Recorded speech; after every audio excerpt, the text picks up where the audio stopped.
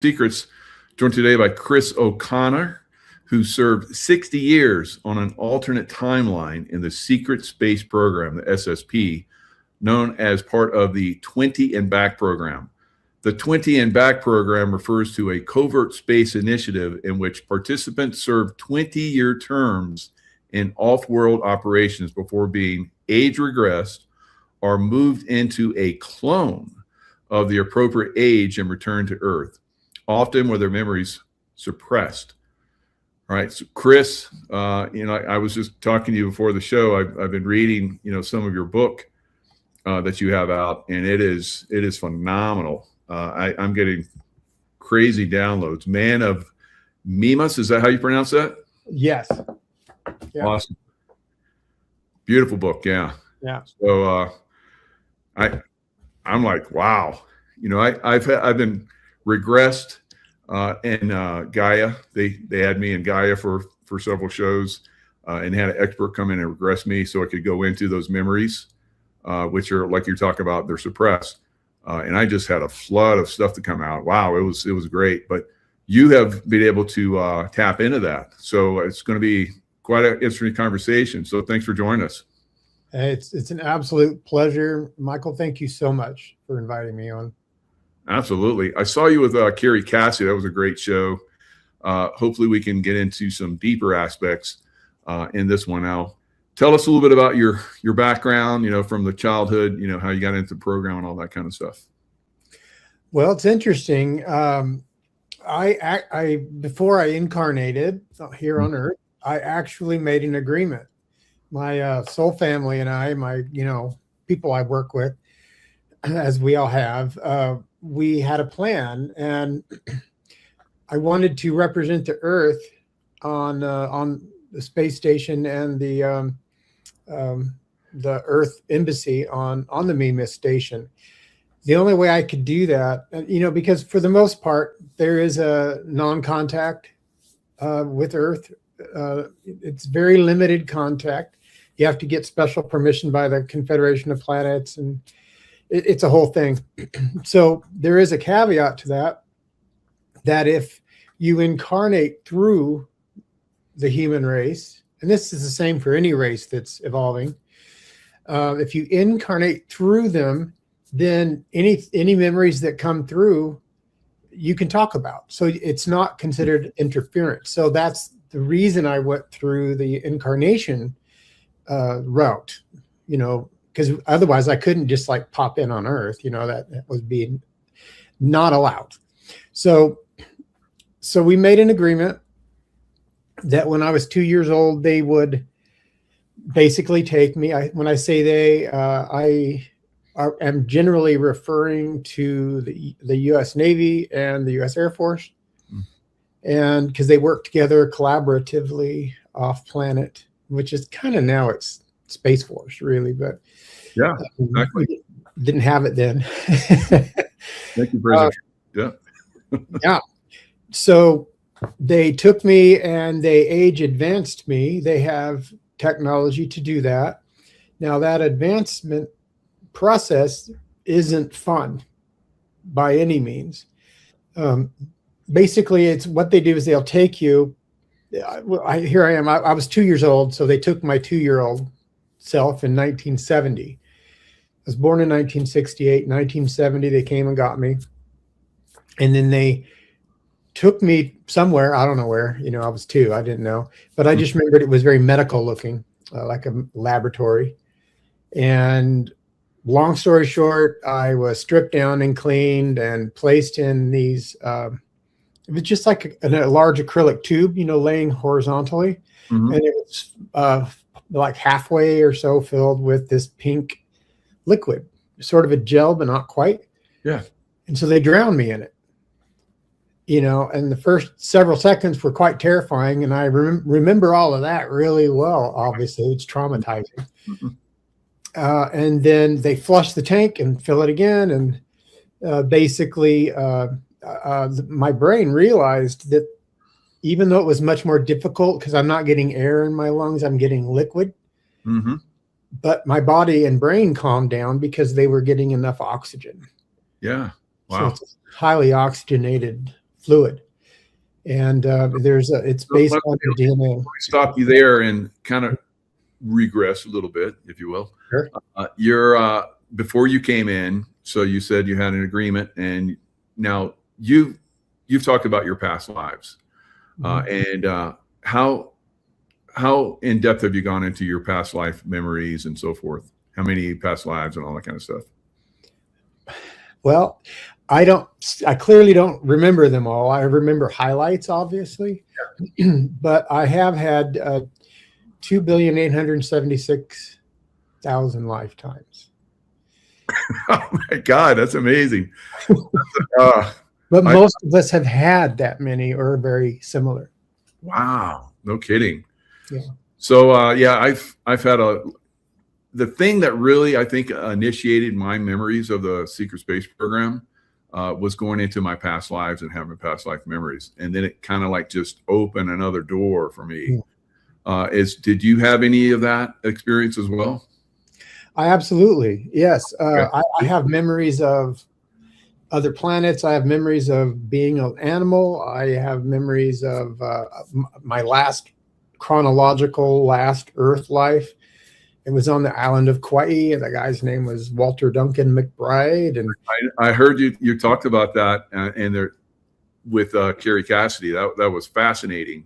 Yeah. And how you had all those memories, and now you live in Hawaii and you see all the stuff that you did in that lifetime. Wow, that's pretty cool. Yeah, had I not moved to that island, interestingly, yeah, that actual town that he founded, and I didn't know that at all. I mean, I had none of the memories when I moved there. I just knew I was listening to guidance, and they're like, "Okay, here's a house over here. Try to get that one." And so I did. That's interesting. The past life memory seems to open some kind of block that we have as SSP guys. Is that what you feel too? Yeah, I find what it is when one memory unlocks or comes in, then it brings others with it. Very cool. Yeah. And you think because of all your past lifetimes, and probably some of them are pretty significant, that's why you were chosen for this mission? Yes, because what I did was work on I don't know, James Rink says, "Well, Chris, I guess we all need politicians." Like, I wasn't really a politician, James, but for the most part, I worked in an ambassadorial type of a role. Yeah. Because I worked with a lot of races and I had the ability to telepathically connect. And I wasn't the only one. There were several of us. Wow.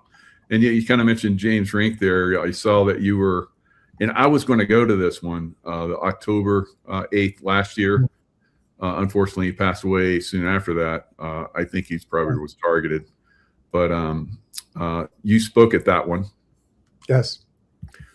So your word's getting out there. This is great. You got a book. You got this healing modality that we're going to talk about here in a minute, or at some point. Okay, so sorry to interrupt, but this is like, oh my God, I got somebody that I could talk to about all this stuff. It kind of makes sense, So you're kind of like helping me put the pieces of the puzzle together. So I love it. I'm sure maybe there's probably other people out there. That's how it happened for me. People started coming up to me and saying, you're in the secret space program, right? And I'm like, no. Kind of. So, and then it started to happen for me. So you elaborate, right? Yeah. And I started going, all the way back to, like you're talking about, back when I was very young. And then the memories started coming through. Now, I don't remember the process that you went through, but I do remember being age accelerated. But I was doing stuff and it was painful. It was almost like getting some kind of like super high tech steroid or something. And I grew a lot faster than normal, painfully. But the stuff I was learning, it was great. So let's go back to where you're in this acrylic tube or whatever.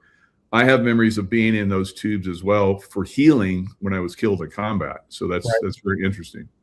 Well, it's the same technology, really. Yeah.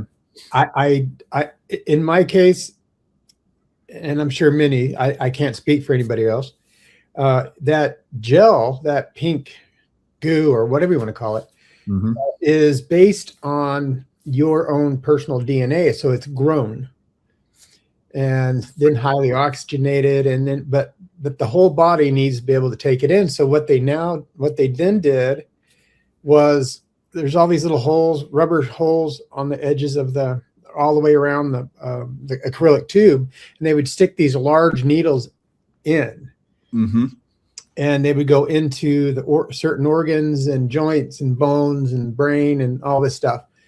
And what that did was that got that gel inside the body, so the inside of the body would grow at the same rate as whatever's exposed to the exterior. So basically, I was a 2-year-old suspended in a tube of pink gel by needles. There's a scene in the movie Wolverine Origins, where they put I don't remember what it's called, but it's like a liquid metal into his bones. Yeah.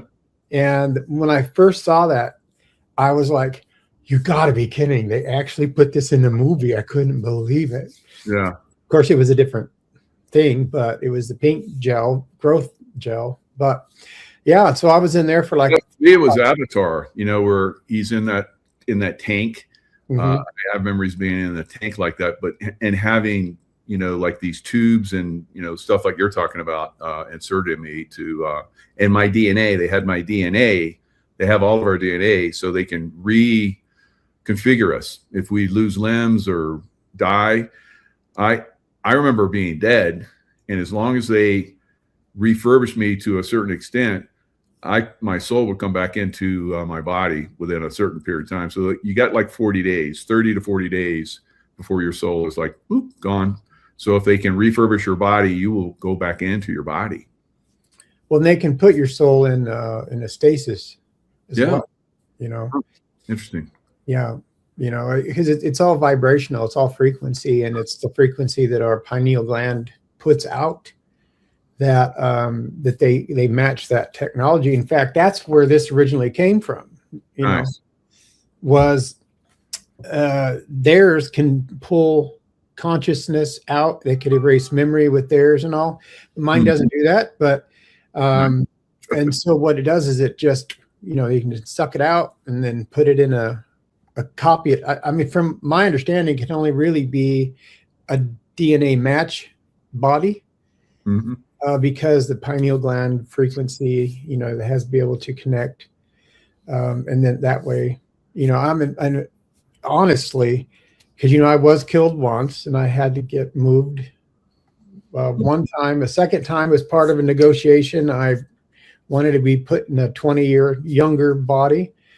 And then the fourth body, which is this one, was 2 years old in 2030, and they moved me back to 1970. So wow. So was the Dean's device used during that time frame? Oh yeah, absolutely. That's how I know about it. Okay, during that really that would make sense. You have a very traumatic experience, so it really locks in. So tell us a little bit about this Dean's device. This is fascinating. Yeah, well, this is it. This is one of the versions of it. There's a couple. It's actually 13 magnets in series in the handle. And then once the circuit that's created magnetic frequency and the circulation of that magnetic field wants to come up and around this magnet, but this one is polarized this direction. So as the energy comes up and around, it's pushed out, and that creates a vortex. And that vortex you can penetrate your body with, and it's a piezoelectric energy and a magnetic energy, and it's excellent for pain relief. It helps with all sorts of amazing things, and that's what we used it for. But the one in the SSP is electronic, and so it can be programmed. This is not. This is simply as natural as you can possibly get to create magnetic energy and piezoelectric, because the piezoelectric, some people say piezo, I don't know, whatever. Sure. Energy is what the brain creates, and it's what the nervous system uses. So this creates, and there's two ways to create a piezoelectric energy. One is to crush a crystal, the spark that'll come out of that. Yeah. That's piezoelectric energy. The other is to, turn a magnet against its, desired position. Mhm. So right now, this is how it wants to rest. But I turn it and I put it in, and that creates piezoelectric energy because I'm going against the magnetic field. Yeah. And so so that's the whole concept of it. And then you have like the 7 chakra level crystals, different colored crystals, right? I do. I'm having to have many hundreds of them recut, and it takes a while, but yes. Wow. Yeah. I mean, I took them off right now. Pardon? Big demand right now. Yes. Wow. Yes. Better get my order in quick, huh? So, yeah. I mean, my audience is going to be all over this. So, yeah, I better get it in right away. So, yeah. Well, it might take a couple months for some people to get it. It depends how quickly they order. There's not too many that I've already built that are left. Yeah. They all have to be rebuilt again. And I build every single one myself. So wow. It takes a little while, but yeah, I can get them out. Yeah, I'm sure you got the right frequency and vibration to build them too. So that's something that you can't just teach somebody right overnight. So I know every single one is prayed over, and it's like energy put into it. And oh wow, yeah, good, even better. So let's go into so you basically they built you up, and then they started to put you into the program, and this is something that you had volunteered for. Yes. And let's go into that aspect. There's so many questions. I mean, I want to get to the moon part, and that's going to be good too. So, how do you get to where you're supposed to be from that little child, and they're like age progressing you? Well, once they age advanced me, they had to unlock my memories, which then they did. Because our memories are all there. It's just they're scrambled so that we can't access them. And that's part of the veil of forgetting when we become incarnated. Right here, yeah. Huh. But if you know the frequency, because time's a wave, and, as the wave travels through the valleys and troughs of a wave, right? Each valley, each peak has a timestamp, and each valley has a timestamp. So if they want to erase your memory or scramble it really, then they know the timestamps of the time period they want to do that.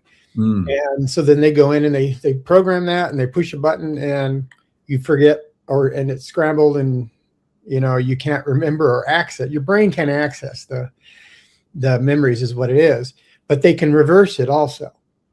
They can unscramble those memories. And so that's what they did. And when they did, I'm like, oh, okay, yeah, I remember why I'm here now. I remember what my, mission is, my job, my desire.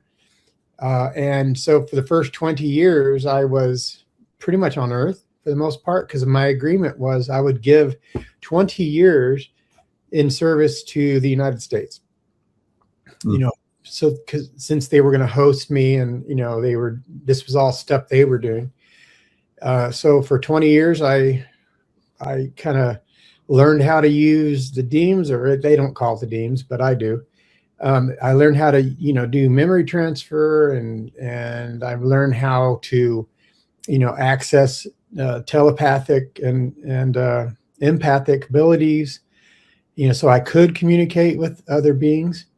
And so that, it takes a while. So the first 20 years was pretty much here on Earth, out in the deserts, underground, so. Yeah, I have memories of training underground in different facilities, and then going out in space and doing all kind of crazy stuff. Maybe we'll get into some of that, but I'm gonna read just a little quick paragraph from your book, Man of Mimas. And so just so everybody can see, just hearing you talk, everybody's, I'm sure at this point, like stunned with the amount of information you have. You can't perceive higher densities without the right technology or training. Your eyes, ears, even your mind are not tuned to those frequencies by default. But governments, especially those involved in space operations, do have the technology to pierce these veils. They have something which I call a density engine. So I'm not going to give any more. So you have to go read the book. But wow, I mean, it's like, and then you started talking about different frequencies and dimensions and so forth. And I was like, now I understand. Just like you were talking about the time, how they can, program you so you don't remember. Wow, that's you brought back a lot of knowledge. Now, was that part of what you came here for, so that you could share some of this? Yes, it's kind of broad sweeping. Yeah. Mission is just to help with disclosure and help bring information so people can begin to open their mind, open their thinking, and understand the greater cosmos and our place in it, because we have a tremendous place that we've been tricked into forgetting about that. Right. And I'm not talking about the veil. I mean, unfortunately, religion and politics and a number of things that were put in place so that we will fight one another and be separated, and we're not seeking source or God. Mm-hmm. So we are distracted, and that was the whole goal. So that's why I'm speaking out, because I'm like, let's not be distracted anymore. Let's look into it. And I tell people, you don't have to believe what I say. I honestly, it doesn't matter if anybody believes what I say. Mm-hmm. What matters to me is they hear what I have to say with an open mind.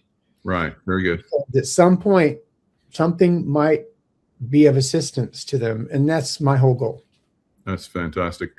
And you're like me, you're all about love too. And that's one of the valuable things that you're sharing, in which I share. Now, this is interesting because it seems like for me, I'm still in that, warrior, mindset, trying to, defeat this deep state apparatus, this control system that's keeping us, dumbed down to a certain extent, to a great extent, really, like you're revealing right now and in your book. So where do you see yourself right now? I mean, I'm just here, trying to create an environment of no judgment, and hearing people and expressing myself to help support others. So they don't know that, they don't believe they're crazy, because that's one thing we're all told. We're vivid dreamers, we're, psychotic break, or whatever it might be. I've heard it all. And I want people to know, if you have memories, you have things going on in your life, and they're difficult to quantify, right? With the reality, with the day-to-day, what we've been taught and told. It's okay. I mean, let those things come in and just put them up on a shelf in your mind, but don't reject them. Mm-hmm. As soon as we begin rejecting them, we become disingenuine to our own soul. Good point. And we're here to evolve the soul. That's why we're here. And then part of evolving our own personal soul is to support others in their soul evolution. And so we got to just trust ourselves and be non-judgmental about it. So I see Lisa Schermerhorn. She says, I have one. It's amazing. Lucky girl. Yeah. I love Lisa. She's amazing. But, some of us have these memories, and I've talked to people over the years. I used to, do one-on-ones and so forth. And I would tell people, you were part of the secret space program. And they're like, really? And as for me, it's very obvious for some people, but I don't really, at this point, I'm not, hey, you are all secret. I don't do that anymore, because it's like you have to, find, like I did and like you did, you have to find your own experience, what's going to unlock that. You can be intrigued by it. Like I think, people are listening to us, and if something like triggers, I've been having memories and so forth. That's kind of maybe a gateway for you to do some explorations. Yeah, it's just a catalyst. It's a catalyst to get you thinking and to change your thought patterns Mm-hmm. to one of being self-accepting and less judgmental of the self. And then that'll just carry over between you and everyone else once you can do that. And then when you do that, what it is the subconscious. I'll tell you why that matters. Is that, you know, the mind, I always look at it in three layers, right? There's the conscious mind on top, the middle is the analytical mind, and then the subconscious mind is down lower. It's just a visualization, but the subconscious mind remembers everything. There's nothing hidden from the subconscious. But the analytical mind, when these thoughts come in, the first thing we do is, oh, that can't be real. I mean, I must be crazy, or I'm just making it up. And their memories trying to come through and remind you who you are. Yeah. So what we have to do is kind of silence the analytical mind and take the judgment out, and then it can float up to the conscious mind. That's what makes meditation amazing. Is the analytical mind, you kind of put it to sleep, and then suddenly these things come into your conscious mind, and these memories and these experiences, and it changes your life. Yeah, and I think that's one of the biggest stumbling blocks for a lot of people. The meditation, you know, proper meditation practice, and you know, how to quiet that analytical mind, like you're talking about. So these insights and so forth can come through. Obviously, you have an excellent meditation practice. You're able to tap into a lot of this stuff. You know, for me, like I said, I went to Gaia, and you know, I had a lot of these memories, and somebody found out about it, and it's like, oh, come to Gaia. We want you to go through this, do these shows, and they did the, you know, regression on me. Basically, took me into those lifetimes, and just the stuff just started spilling out. The woman that did the regression said, I've never had anybody, and she's done thousands of people that has you know, come out with so much information. It was pretty amazing. So it was, but it seemed like I hit a brick wall after that. It's almost like I got a lot of stuff that was ready to come out, and it got sucked out, and it was like, okay, we have to build that back up again. It's been a while, but I have been building memories.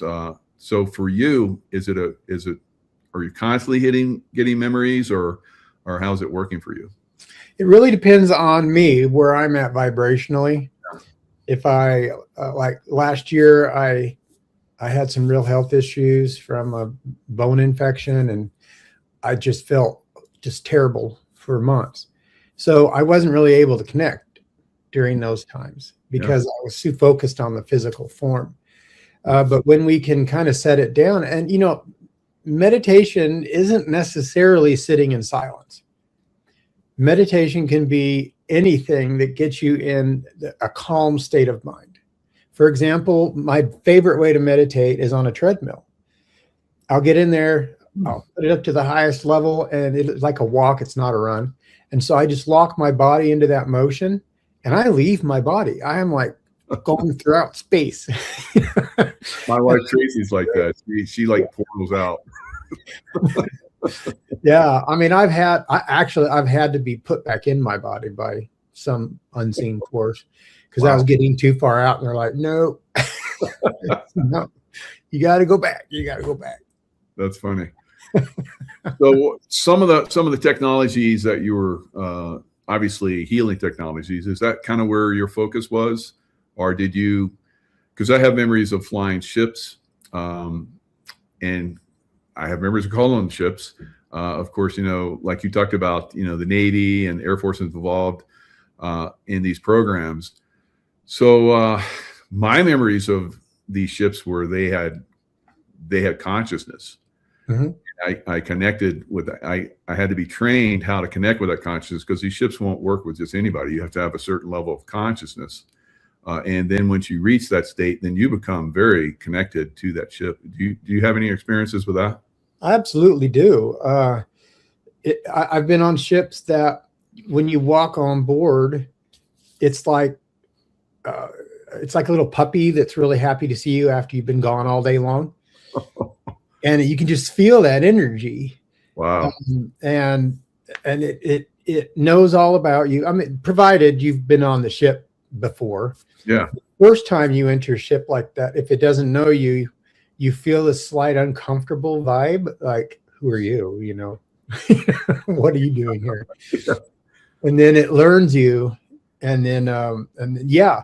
In fact, there's a race called the Largons that actually build those ships. I don't know. Are you familiar with them? I've never heard of them. No. Yeah, I think I can actually, if you want to see a picture, I can show you. Yeah, awesome. So, and this is another thing I wanted to ask you, because I have these memories, because a lot of people are like, oh, we're human, and then there's like, these other races and so forth. We incarnate in all of these different races. And we, like you're talking about, you have a soul family, and your soul family can be multiple different extraterrestrial races. Absolutely. In fact, it's sort of an unwritten cosmic universal rule that when a race is able to evolve off of its planet, and travel, there's an obligation that you go and assist other lower evolving races as well.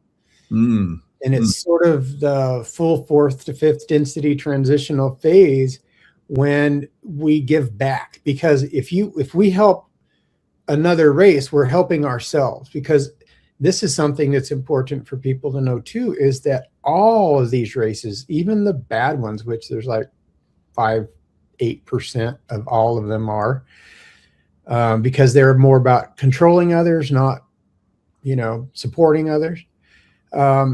Even the negative, what we would call a negative race, we're all on a journey to reunification with God, with Source, because they all call him Source. They call the thought that created the universe the Source, but we refer to it in the West as God. We just have different terminology, but it's the same exact thing. And so we're all on the same journey. Wow. And that's why I tell people, let's just get along. You don't have to agree with everything, but there's no other option. Even the negative ones are trying to get back to Source in their way, although it's a bit of a distraction. So the whole universe is working toward reunification with Source. So how can we not get along with people? So that's the reason that they're so supportive, and people wonder, why do they have, coalitions in every developing solar system? Why would they put the resources out just to help a lower evolving race? And it's because we all have the same goal. We're all working toward reunification. So, yeah. But here's the Largons. Interesting. Yeah. So the human physical body and like a different. Yeah.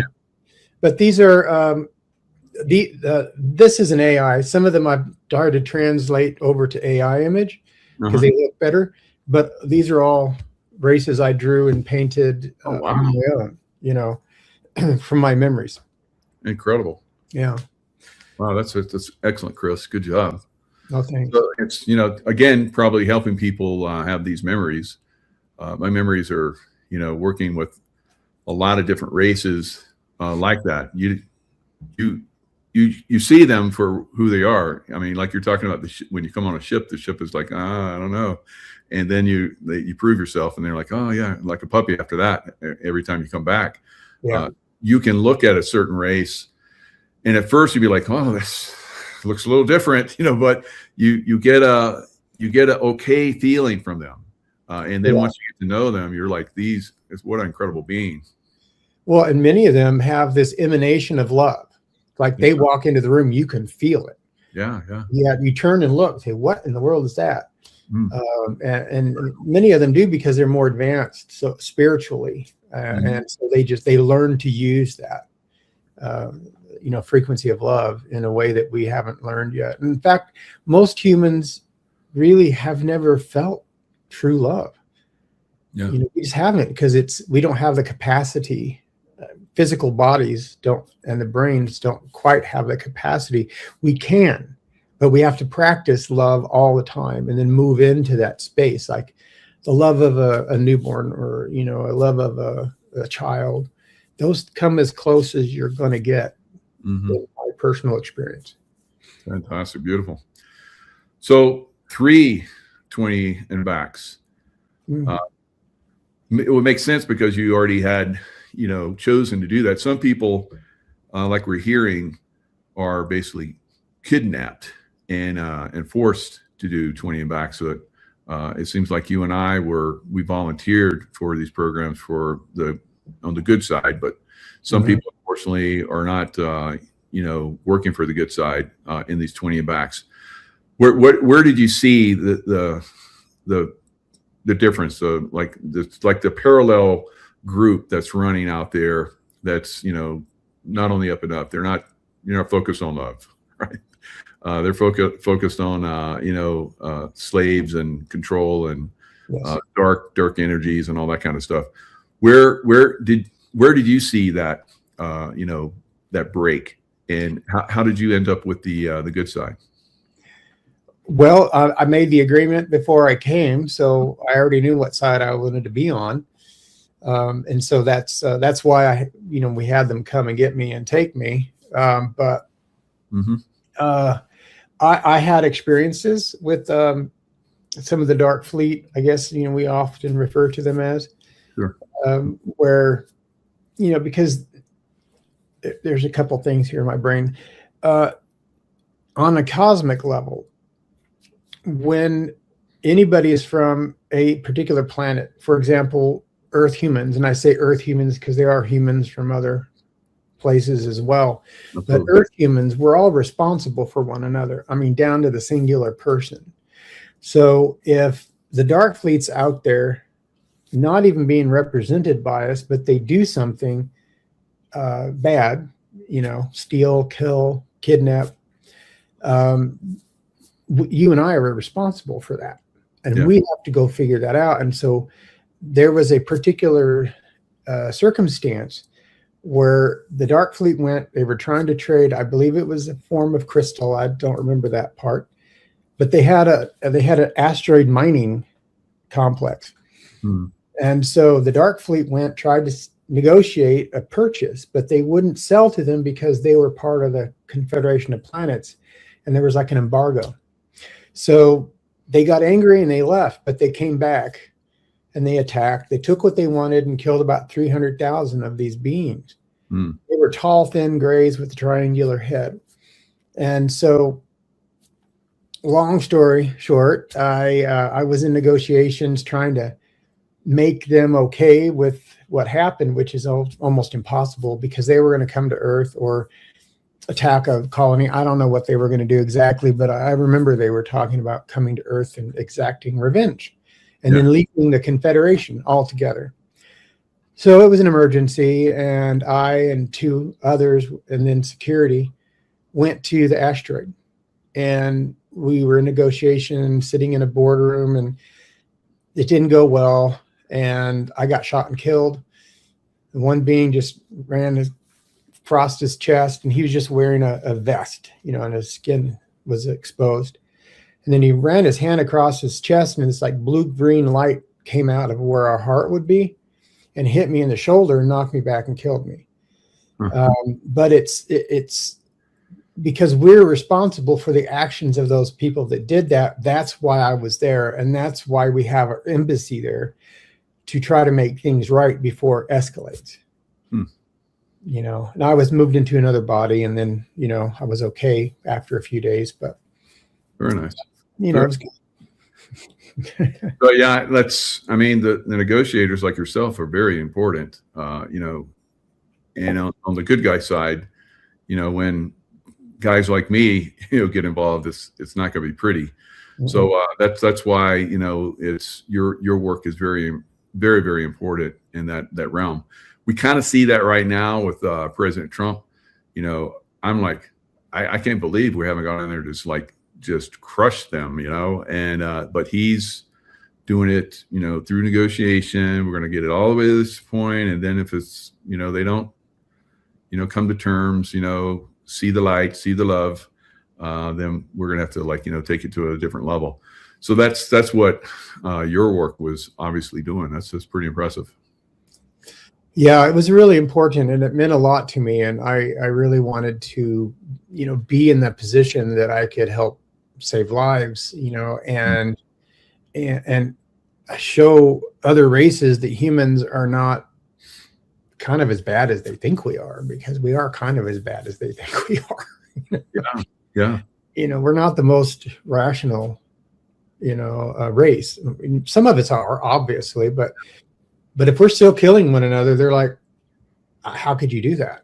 And how can you not be, getting along and understanding? But we're in our transition right now. So, yeah.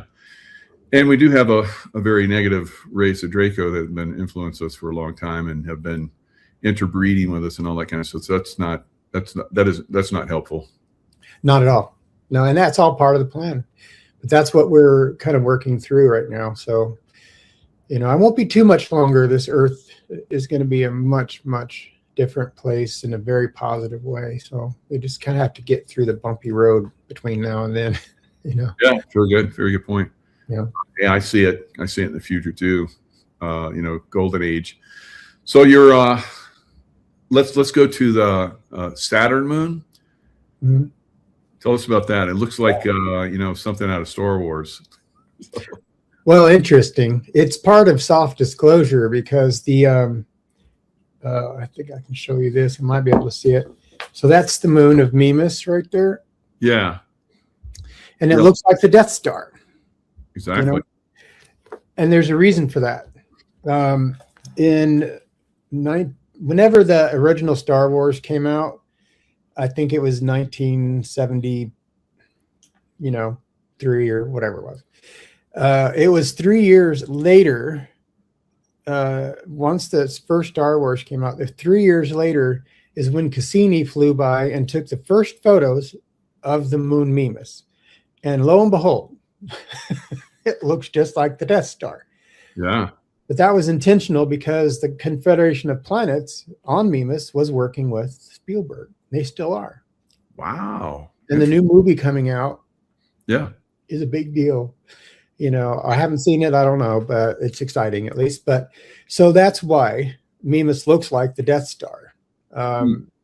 It's just a hint saying, okay, isn't this odd? It makes you think. And that's the whole point of it. That's what soft disclosure is. Many, many sci-fi films and TV shows, especially lately, are just telling us the truth left and right. So we're not too shocked, as a race.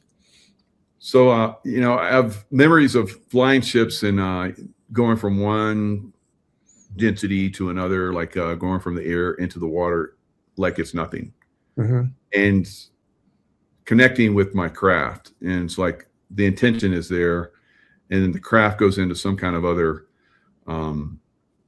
dimensional realm or something. And we can fly, from transition from one to the other. You probably remember that one show, Voyage to the Bottom of the Sea, where they had that craft. It was like a submarine, and they had a craft that would like launch, and it would go in and out of the water like it was nothing.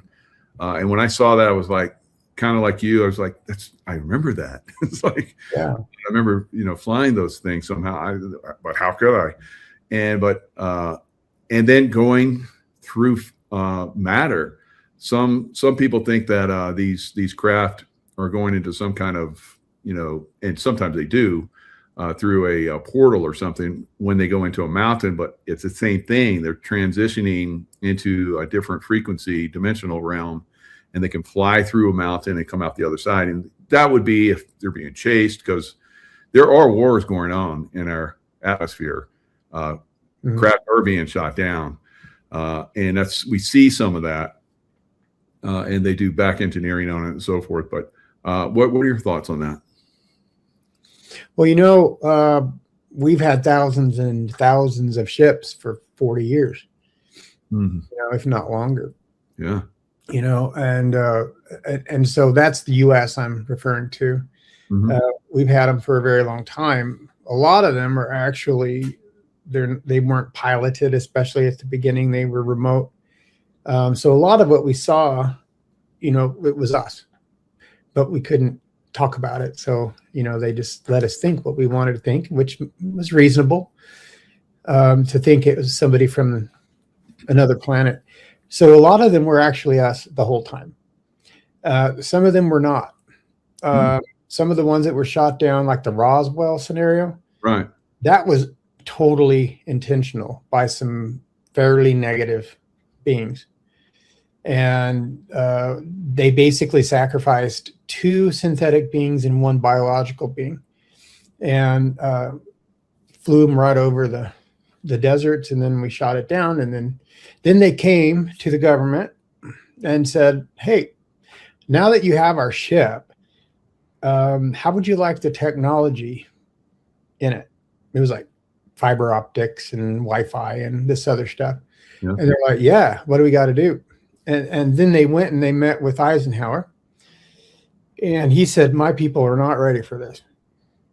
So I don't want to make a deal with you, which turned out to be a good thing, because these weren't the good guys. They were the unfortunate guys. And so he said no. So then 12 men from large corporations, we called the Majestic 12, came in, contacted this race and said, the president won't make an agreement with you, but we will. So they got all this technology and how to make it. And, I think they were limited in what they really taught us, but they said the only thing we want in return, because our genetic DNA were dying off, and which was a big old lie. Mm-hmm. We want to abduct basically 300,000 Americans. And so the Majestic 12 agreed. They didn't have a place. They couldn't even do it legally, but they did it. But it turned out that they ended up abducting several 100,000 people, and then it became a conflict, and and so it was just a big problem after that. But that's how it started. I've never heard this version, but it rings true. Wow. Yeah. So, because we're seeing that now, this negative corporate side, that's running a parallel government type thing, and those that get out of line, that they want to suppress this information because they have control of it, or they want to keep control of it. So these scientists and so forth that are revealing their technology that they've developed over a long time through the help of the negative ETs, that's why they're killing them off. Yeah, well, they had to get rid of the witnesses basically, and sad but true. And it ended up that they started, basically a war with us, but then we ended up with support to fight them off and push them down south into Antarctica, which they were for quite a long time. I don't really know personally that much about Antarctica, other than that they were there. Yep. And then they also went to our moon to retreat, so. Yeah, that's where I remember seeing them going to the moon base and training there. Is kind of like everybody's off limits. You can't fight, but there's a little tension. And the humans that are up there, we have the worst area of the moon, and then everybody else has the best areas, depending on what their level is. But that's interesting.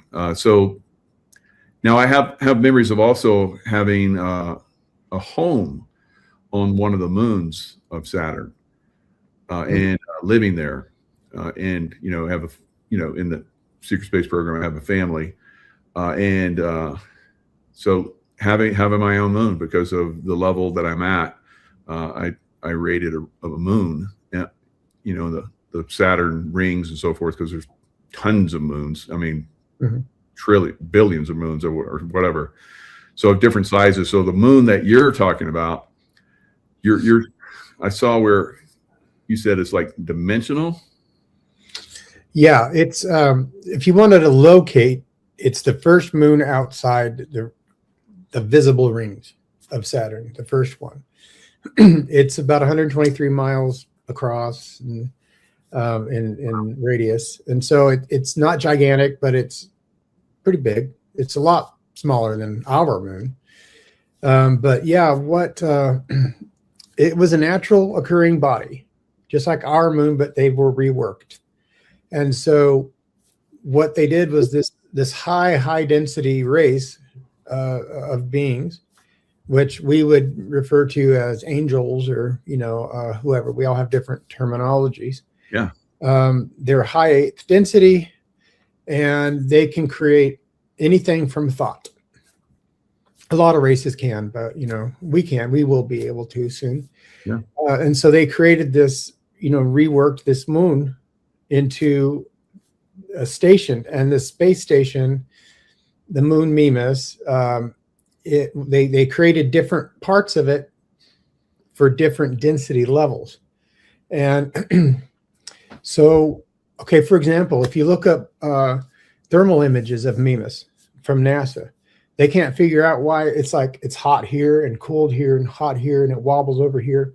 They can't figure out why. Well, the reason there's temperature fluctuations of such a large degree is because those are different areas of different density, higher density. So the higher density beings live in high temperatures. Like, for example, they live on suns. Like our own sun has a race that lives on it. But then there are others that are where we are. So our temperature range is, much more narrow and a lot cooler. But also the reason there's a wobble to Mimas is because there's an ocean in there. I think probably more than one. And the interesting thing is that right next to the Earth Embassy is a redwood forest on Mimas. That's how big the moon is. Goodness. So, and we, because it's the Earth Embassy, and so any intelligent life from Earth, is generally invited to join the embassy. And that includes Sasquatch. And they're there as well. And they live in the redwood forest because that's what their preference is, right? Being out in nature, which I totally get, It just wasn't for the bugs, but no. So we have a number of different races in the Earth Embassy. There are hundreds of people from Earth that live there.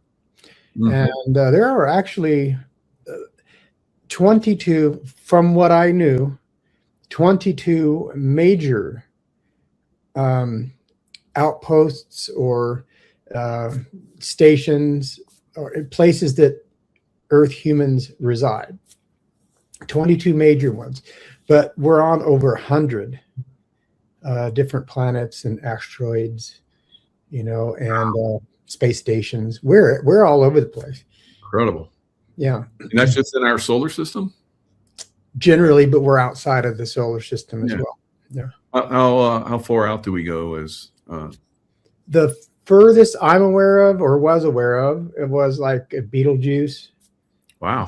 That section, I know we were there, and there's another one. I'm a very visual person. I don't remember all the names, but I can look at a star chart and like, oh yeah, we're here, and we're here, and we're here. Yeah. But mainly Betelgeuse because it's easy to remember. Incredible. Wow. Yep. It's such a fascinating conversation.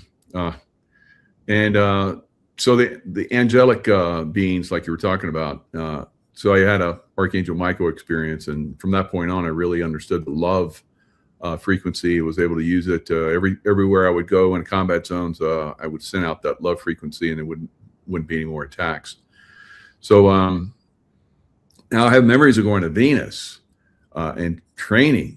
That was one of my training sites where I learned that love frequency even more because my memories are there's angelics there inside Venus. Mm-hmm. Yeah, well, because the temperature is so high, but then they have, I don't have memories of being there. I've just heard that, they have like underground places, and they have some domes that are protected from the heat, and they can live and reside in those areas. Mm-hmm. But I don't have memories of it. But lots of waterfalls and water and all that kind of stuff in there. So that's kind of what I remember. Yeah. And doing a lot of ships have forests on them, and they have they have waterfalls. I mean, I remember ships that were like pristine, pure white, just kind of what you imagine something being super futuristic. Mm-hmm. And then there's a big doorway and a little hall, and you go in there, and it's like waterfalls and trees, and these ships are pretty amazing. We don't have any of those that I'm aware of. Ours are much more utilitarian. Yeah. But I've been on some pretty amazing ships. Yeah, I've heard stories of that where it on the outside it looks like small craft, and then you go inside and it's like you're talking about huge. It's Like wow. the TARDIS, right? From Doctor Who. That little tiny foam box turns into an infinity of space. Yeah. How does that work? What kind of mathematics, dimensional frequency stuff is that going on there? I don't know. I wish I knew. Yeah. But I do know it's a layered dimensional effect. That's the only thing I remember. Well, somehow they layer dimensions, Yeah. stack them together, and how they compress them to an exterior, because that's the exterior of those dimensions are actually physical forms. So you can put dimensions in any size or shape or of anything, and if you have the right technology. Yeah. And that's the problem, like you mentioned in your book. You have to be trained. So we're trained to be dumb, to not understand any of this. Overcoming that. And then, like you, I have memories of this stuff, but I don't know how to explain it in this realm, because we're dumbed down. We don't have the technology. We don't have the understanding, and so forth. So, but I know you're deep into meditation. And that's the way I pull a lot of this information out. If I have the time and I can, go into, sometimes I just get inspired. It's like with your book, I was already, this morning I was like going into these realms, as meditative realms, where I could start to pull that information out again. That's there for all of us, but like you're talking about, we come in with a veil, and we're forgetful. Yeah. So books like yourself and this conversation, a lot of people are saying, this is a great conversation. I'm learning so much. And that's true, because people will, they'll start to awaken. Yeah. And the veil will drop a little bit, and then they'll get a piece of information. They'll be with that for a little bit, and they'll understand it, and then they'll come back for more. That's amazing. So yeah, you're contributing quite a bit. So yeah, explaining this stuff, like, back again to your healing wand. Mm-hmm. You put the magnets together and so forth, and all that's another frequency thing. Tell us a little bit more about that, because I'm getting excited about getting off the show and buying one. So some of these people are out there already buying it. Yeah, well, basically, since I explained that it creates a vortex of energy, it doesn't do anything except for amplify earth energy, ambient energy around us. Because normally, if we were grounding every day, we were going barefoot, and we weren't living in houses, we would be connected to the earth in a way that we would be much more telepathic, much more psychic, we'd heal much more quickly. We're not. Definitely. All connecting to the earth, we're not connecting enough. Some people obviously do, but majority of us don't. So this kind of replaces that. Yeah. And it just brings that energy in. And that's the energy our body uses for healing. And it uses that energy, for communication. It balances, because we've got to balance our chakras and, our energy centers. And when we can do that, then we're open to communication, because our frequency raises up, and then they can kind of come down, and we can meet one another in the middle. So that's kind of the whole point of raising our vibration and balancing the chakras. It's not, also it's better for our body to be balanced, energetically speaking, because it's just an energy flow. And so that helps with all of that. But yeah, it's each device has 8 carats of micro diamonds, and it's these 13 magnets in the handle in series, and it's split down the middle like a iron rod, sort of like a Baghdad battery. I don't know if you know what that is. Yeah. Yeah. So it's like those ancient batteries. So they lit up those temples and stuff too. Yes. And they healed. They would lay them on the body, and the body, it would generate energy, and also create light, what you're saying. Yeah. So and I recommend everybody go to your website, and because you have a video, a nice video where you talk about this really, really well. Really. Yeah. Deep. Yeah. Yeah. It's much more inclusive. It's like, I don't know, 11 minutes or something. Yeah. But yeah, and so the DEAMS itself only emanates piezoelectric and magnetic energy for the most part. That's all it does. But it's what our body needs and is starving for. So then our body does everything. We heal ourselves. Our body heals itself. And this is just support. That's all it is. Incredible, Chris. Yeah, thanks. Any final words? We're definitely going to have to do a lot more shows in the future, but any other things you'd like to share at this point? Well, I would like to share that you and I, all of us, are much more connected than we realize. Yeah. We are really, truly all one. It's just we have been told to judge one another, to separate us, and to keep us from getting along so that we don't become more powerful than the powers that be. And that's what they're concerned about, is that we'll get together, but that's exactly what we need to do. And that's what I suggest we do. So a quick little practice to do that is when you look into the face of another person, whether in person or, on video or photo, look into the face of a stranger, of somebody you love, and see the face of God. Ooh. And you look into the mirror, looking at yourself, and see the face of God, and realize we're all one, and we're all here for the same purpose. We just don't all remember yet. Wow, that's just beautiful. Well done, Chris. And people were asking about your website again. I put it in the chat and it's in the description box. But tell them what's your website? It's DEAMS, DEEMS. So DEAMS Company spelled out. DEAMScompany.com. Very nice. Yeah. All right. Beautiful. Because I know probably people will listen to it on their phone, or we put this on Audible too, and so people can enjoy it. And we'll put some clips together. It'll be amazing. People are going to love this one. Yeah, very, very exciting. Very exciting times. Along the lines that you're talking about, the combat aspect. When me and my groups were called in to do that, we tried to do the combat as minimalized as possible.